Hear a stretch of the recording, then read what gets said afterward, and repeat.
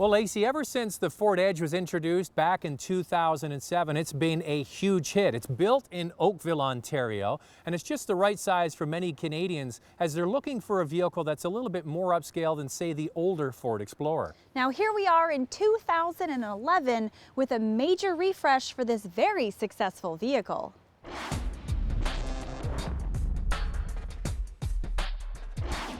Not content to update the front and rear styling, add a few interior tweaks and just call it a day. Nope, Ford went to town on this important people mover as they're a company on a mission to provide industry-leading vehicles and innovation. And on all of these fronts, this new 2011 Ford Edge doesn't disappoint. In fact, the updates were so dramatic that I chose it as my top pick in the midsize SUV class for my latest book, Motormouth, The Complete Canadian Car Buying Guide. Lacey's going to get her autographed copy in just a minute. Now, the reason that the Edge has been so successful is because of its size. It's roomy enough without being too bulky to park or maneuver.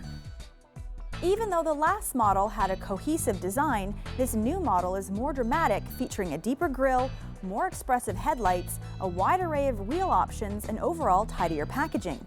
The base model is only sold with front-wheel drive and starts at $27,999. The mid-range SEL is offered with all-wheel drive, and it starts at just under $34,000. Then there's the limited and very aggressive-looking Sport. Wheel sizes on the base, SEL, and Limited are 17 or 18 inches, either painted, chrome, or alloy. The Sport is fitted with 22-inch alloy wheels with black inserts. Now, it could be argued that the outside updates really are secondary. It's the inside that sets this vehicle apart from its predecessor and the other vehicles in this class. Gone are the ill-fitting panels, the stark-looking center console, and the cheap-feeling plastic. Now for 2011, this Edge has soft touch points on the dash, doors, and center console. The one-piece dashboard gives the impression of quality, and this limited trim could compete with more expensive vehicles like the Lexus RX.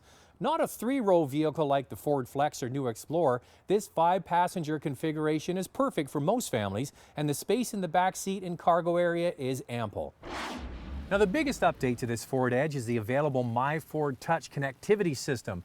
With either voice commands, the touch screen in the middle of the dashboard here, or by using buttons on the steering wheel, this is all infotainment based with navigation, phone, satellite radio, and everything available at literally your fingertips or through your voice. It's a rolling showcase of innovation. Just like the Fusion Hybrid, there are two small screens on either side of the speedometer. One side controls vehicle information, the other entertainment and phone functions. The 5-way buttons on the wheel controls these screens. Then there's a large center screen, which is divided into 4 sections for navigation, heat, radio, and phone. Touch either section for more information or use voice commands to help keep the driver's hands on the wheel.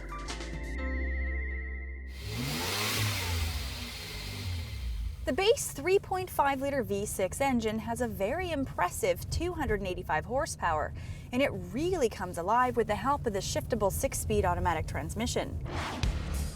The 305 horsepower 3.7-liter V6 that's found in the Sport model is the same engine equipped in the luxury version called the Lincoln MKX. So if you're in the market for the Lincoln MKX, the less expensive Edge might be worth a look. Most of the trim levels of the Edge fall in the price range of between $30,000 and $40,000, so it's right on par with the competition.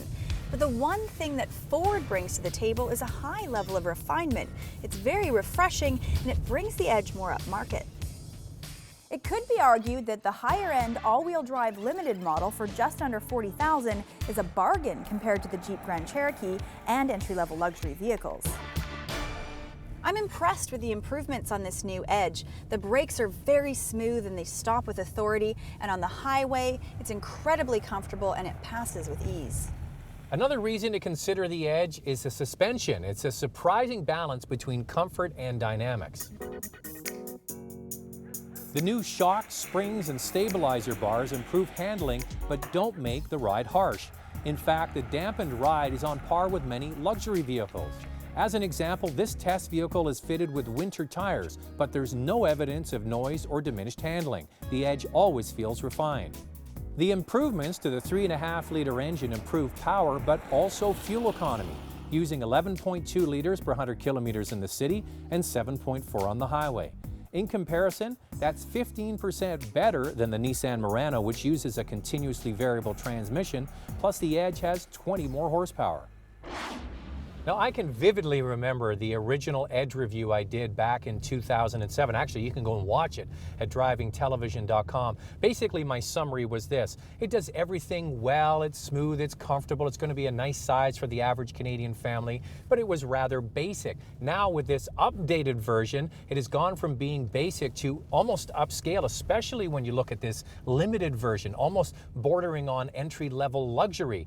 If you gave me this Edge and you said this is going to be your family car for the next 5 years, I would be more than satisfied to drive it every day. So Zach, top pick, hey? Yeah, well, absolutely, Lacey. There's a lot to talk about with this new Ford Edge. And for me, it always centers on how does it drive. And in that respect, it really is improved. They've done a lot to the suspension, and it really feels connected to the road, great on the highway, and has wonderful feel in the corners. It doesn't feel roly-poly like North American cars of old. Also, the inside is so much better. And the old one it was a nice vehicle, but it had terrible gaps on the dash. That's all being cleaned up. Also, the outside, I think it's a handsome looking vehicle. The overall shape is the same, but they've made it look beefier. And then there's the My Ford Touch. You know, people come and they ask, who are the leaders in the auto industry? And if you're looking at connectivity and the inside, the electronics that you can use on your vehicle, Ford is absolutely at the leading edge. Which leads me, Lacey, to my dislike. My Ford Touch. It might be just a little bit too busy and show busy, and it's got voice commands. I don't like using voice commands. I think that some younger people will love it, but a lot of people might just be overwhelmed. What do you think? Well, you know what, Zach, I agree with you. The interior styling, it's absolutely stunning. The fit and finish is beautiful, and I really like the new steering wheel. Not only does it look good, but it feels really good in my hands too. The 3.5-liter engine is fantastic, but I also really like the fact that you have a choice of options. You can get the more powerful 3.7, and later in the year, the 4-cylinder EcoBoost will be available. Now on the downside, the styling looks better, but I gotta be honest, the front end just looks a little bit heavy and the nose is too big. And it would be great if they offered a power liftgate on all of the models, just not the higher end trim levels. And that My Ford Touch, I agree with Zach, it's a really cool, amazing system, but it is a lot of work and overwhelming. In fact, it takes like 2 seconds to press a button versus like 40 seconds to use the voice commands. Here's the thing, you know, I think we're creatures of habit. My wife, a perfect example, she has a vehicle that has just redundant radio controls like volume and also changing channels. She never uses them. She goes and turns it up in the center. So we're creatures of habit, and imposing this very advanced technology on people, some people will just go, whoa, it's way too complex. Now, Zach, I just want to mention you are not alone. You picked the Edge as your top pick in your book. Just recently, the Automobile Journalists Association of Canada picked the Edge as their 2011 Utility Vehicle of the Year. Way to go, Ford.